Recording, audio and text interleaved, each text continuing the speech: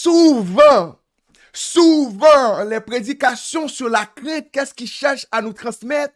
C'est la peur, c'est la terreur. Vous devez refuser ça. Vous devez refuser ça. Parce que ce n'est pas de ça qu'il s'agit quand on vous prêche. Dans Proverbe, quand on vous dit la crainte de l'Éternel est le commencement de la sagesse, ce n'est pas la phobie, c'est le même mot qui est utilisé, mais ce n'est pas la même signification, ce n'est pas le même sens.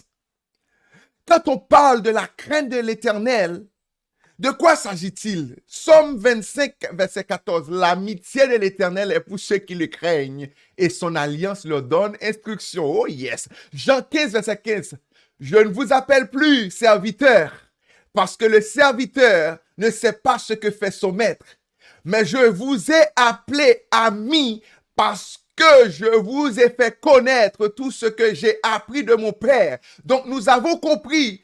Quand on parle de la crainte de l'Éternel, qui est le commencement de la sagesse, il s'agit de l'amitié de l'Éternel. Béni soit l'Éternel. L'amitié de l'Éternel, c'est le mot qu'on va utiliser. Si quelqu'un cherche à vous transmettre la peur de l'Éternel, n'acceptez pas. La personne doit chercher à vous donner le goût d'être ami avec le Seigneur. Jésus a dit, je ne vous appelle plus mes serviteurs. Je vous appelle mes amis. Donc, la crainte de l'Éternel, quand on parle de la crainte de l'Éternel ici, c'est l'amitié